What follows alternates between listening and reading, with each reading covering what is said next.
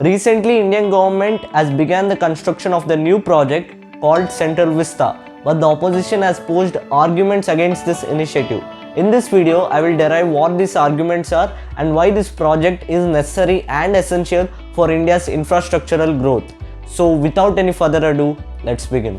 Okay, first of all, what is this Central Vista project? It is an ambitious project of the central government which aims to redevelop a 3.2 kilometer stretch which lies at the heart of the Lutyens Delhi, built by the Britishers in the 1930s. In 2019, the central government announced the redevelopment project which aims to give a new identity to the power corridor of India, and this project contains a new Parliament House, Prime Minister and Vice Presidential houses, along with 10 building blocks which will accommodate all government ministries and departments. This project involves demolishing and rebuilding several government buildings, including iconic landmarks, and constructing a new parliament at a total cost of rupees 20,000 crores. And this project is estimated to be completed by 2024 and is being executed by the Union Ministry of Housing and Urban Affairs. The new Parliament building complex, which will be triangular in shape, will cover over 64,500 meters square, and according to the redevelopment plan, north and south blocks will be converted into museums. New Parliament building is described as the pivot of the Central Vista project, and this parliament is going to be much bigger than the existing parliament and will be able to house 1,224 members of parliament. Currently, the Lok Sabha has 545 MPs and the Rajya Sabha has 245 MPs. After the completion of the new parliament, the Lok Sabha chamber will have 888 MPs and the Rajya Sabha will be able to accommodate 384 MPs. The Parliament building will be equipped with the latest digital interfaces as a step towards creating paperless offices, and the construction of the new Parliament building is expected to be completed by the year 2022. The current Parliament building was built by the Britishers, is a 93-year-old building and poses structural safety concerns, said the Union Ministry of Urban Affairs and Housing, and it is highly stretched and the quality of amenities it offers has considerably deteriorated over the years, said the ministry. There is almost no central air conditioning in the parliament, which is quite essential in today's age, and the security arrangements are haphazard and repetitive.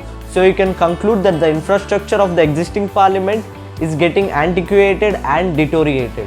An Indian average MP is for 1.5 million people, but the global average says that an MP should be for 1,45,880 people.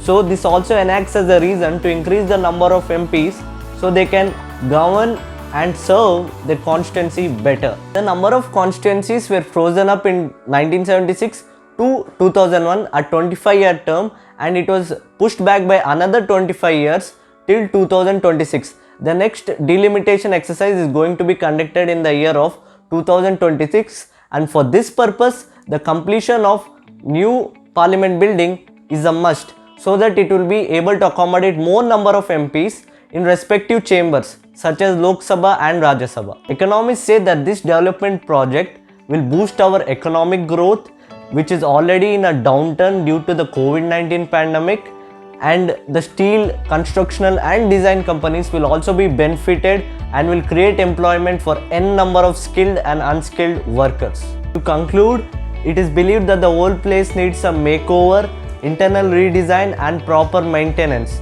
so that a project promises better land use, better connectedness between buildings, underground parking and central air conditioning. Now let's hear out what are the issues and arguments regarding this project, and let's debunk the invalid statements. The opposition leaders urged the government to scrap off the project and divert the funds to efforts dealing with the coronavirus crisis.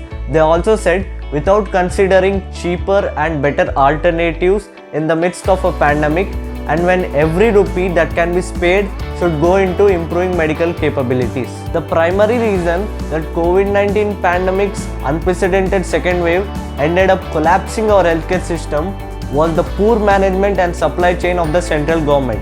The government failed to allocate the required amount of money to vaccine institutions, drug agencies, for oxygen supply, and also to improve our medical infrastructure. At the same time, conservationists also said that this redevelopmental plan will meddle with the history of the current building, which was designed by Edwin Lutyens, and this 1927 building will be a lost heritage. The environmentalists claim that this Central Vista project will pose a big threat to the environment, and many civil societal groups and environmental organizations have appealed to the center to stop their ambitious Central Vista redevelopment project at least till the pandemic is over.